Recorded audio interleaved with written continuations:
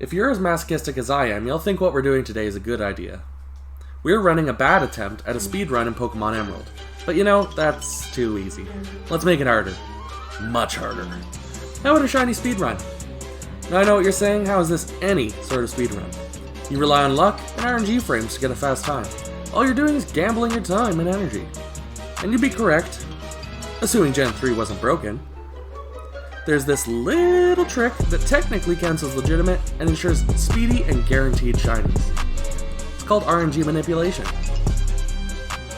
Welcome to Difficulty Down, and if you're new and want to see more of this kind of content, hit that like and subscribe button. It ensures you can be first in line when the next video comes out. Basically, what we plan to do is boot up our trusty Nintendo DS, that's totally not a Visual Boy Advance RR, and access its hidden Lua script compartment. Basically, what this allows for us to do is find a hidden value in our game. It's called a secret ID. That, and our trainer ID, allows us to find out exactly when a shiny will show up. Alongside our little PC app called RNG Reporter, we can see what nature, gender, ability, and everything else you'd ever want to know when we input the secret values. So we now know what our shiny frames are, but how do we hit them? Well, we also boot up that handy dandy Lua script, and it can show us our totally not emulator what our current frame is. When we try to mash the A button on the Torchic we want, we have to make sure we hit it on the frame we have from before. More often than not, it's off by a few frames, so we punch in our Pokemon's hidden ID, that we also get from our Lua, from that encounter, see what frame it was on, and plug and chug those numbers into a calculator. For example, our Torchic was 2 frames further than our shiny, so we subtract 2 from what we originally hit for our original frame. And, ta-da! Free shiny. Now before I hear you say, Quinn, those aren't legitimate, you obtain them in a way you can't on an actual cartridge. Well, you actually can hit proper frames, obtain all this info, and more on a physical cartridge.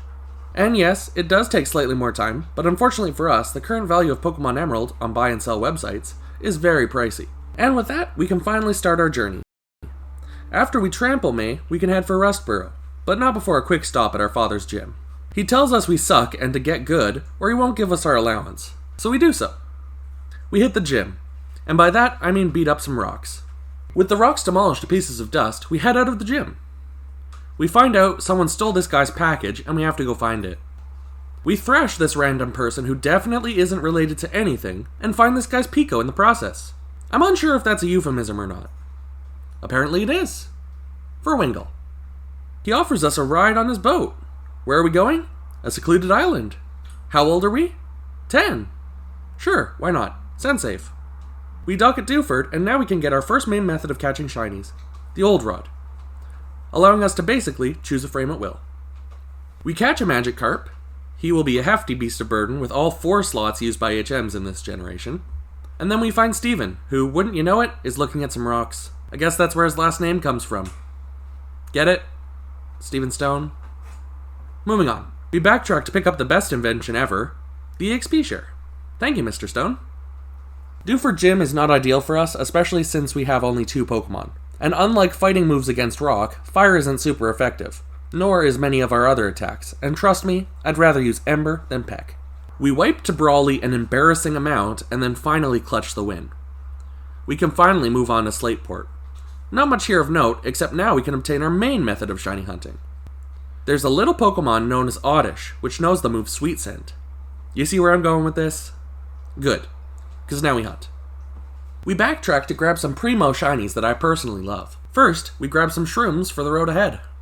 Second, we show up Wally by stealing his signature Pokemon, but better. Third, we can get some decent type coverage in a gem monster. And fourth, a not crap Oddish. Know your place, trash. We immediately release the bad Oddish and move on to the May fight. She loses badly, and we head to Mauville Gym. We see Wally out front and beat him so bad his asthma flares up and he has to move away. Unfortunately for us, not permanently. Next is Flannery's gym in Laveridge, but oh wait, we have to do an hour of detour because the lift is being crowded by totally not evil guys. We head all the way around and find out some nerd is being bullied for his rock collection. The bullies make a fatal error as they show themselves to also be nerds and steal the rock collection for themselves. Then, it turns out, we can't even get to Laveridge this way. Thanks, Flannery. We backtrack legitimately almost all the way to the 3rd gym, and take the now not blocked off lift. At the top, both evil nerd teams are fighting over the IGN review on Pokemon Emerald and whether there's too much water or not. 7.8 out of 10. We fight the king nerd for IGN's review department and take their stupid rock, so we can chuck it into the ocean or something. Then, we fight Flannery, who goes down surprisingly slowly, but still manages to clutch a win with some burnt chicken. Now, we grab the go-go boots from May and enter the desert with them. Not sure how they're supposed to help, but thanks. We try to find another super cool shiny to replace Oddish, and we do! Trapinch. Though, maybe I should have grabbed a fossil. We then head back to our dad's gym to show him our cool Trapinch, but he says he's busy, and if we want our allowance, we gotta beat up his friends first. After we do so, we beat him up too, for good measure. After he coughs up our allowance, we obtain Surf from Wally's father, allowing us access to the rest of the map. Why only he has the most pivotal HM in Hoenn, I have zero clue. Now we head back to Mauville, cross the water to a research facility to beat up the Pokemon apologists, who clearly hate IGN and say no, we want more water. We beat all of them up, and the researchers offer us a cast form. It's not shiny, so we huck it into the dumpster. May apparently stumbles across us and totally isn't stalking us. She wants to battle. We beat her so badly, some guy comes along and makes fun of how mad she was. We then meet Steven again, and he gives us the worst item in the game, Devinscope. We use it once and enter the gym in Fortree, beat Winona Ryder up, and now we can fly. We finally get to Lily Cove and try to buy some much-needed potions. But, oh wait, some dumb person is blocking us. We beat them up, and it turns out it was May. We win faster than ever. Potion time!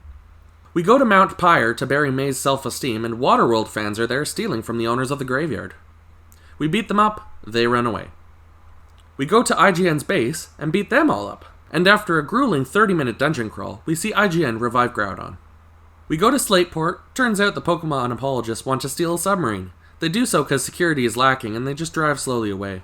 We go to Lily Cove, again, to steal back the sub for some reason, and we find out they want to resurrect Pokemon Company's hidden agenda, sinking the world in water, via Kyogre.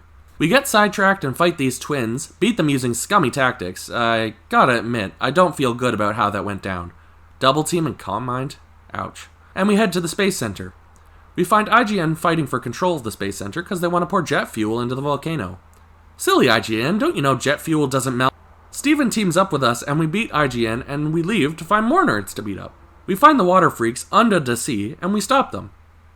Just kidding, they succeed. We get the world's longest cutscene followed by a forced dialogue tree asking us to know a place we've never been to, and we go there. At Sky Pillar, Wallace comes up to us and says, "Okay, you're gonna do this alone, cause I'm lazy. Bye." We go inside to find the Mediator legendary, and it flies to stop both. It's able to successfully send them to their rooms. We apparently saved the day? We don't care. We just want to get good. We fight Juan in his ice palace. Wait a minute. Why is a water gym all about ice? Never mind. And we win again due to some scummy tactics. Gotta love evasion. We head back to Sky Pillar and do what most considered to be the hardest part of Emerald. I'm glad we're using a Nintendo DS. We find ourselves a Rayquaza in black makeup, which is always a no-no. Soup him up with some heart scales and TMs, and head for Evergrande. We then go to Victory Road, fight Wally for the last time, and wouldn't you know, he dies of asthma mid-fight. We push through the tedious flashless dungeon until I can't bear it anymore and give Sableye Flash. It's a wasted move slot if you ask me, and we finish it fast. We arrive at Evergrande City, stock up on all the items money can buy, for the cheapest wins money can buy. We head into the Elite Four, who are somehow worse than Wally, and we find ourselves in front of Wallace. Payback time. We beat him with, again, scummy tactics, and secure our victory. With 26 hours and 27 minutes on the in-game clock, and approximately 8 real-life hours, thanks Turbo Mode, we finish our first shiny speedrun. Finally, in the credits, we see all 16 Pokemon we caught. Repeatedly. For about 5 minutes straight. Worth it. With completion of a shiny speedrun, we can now focus on the post-game. Just kidding, you'll have to ask nicely for that.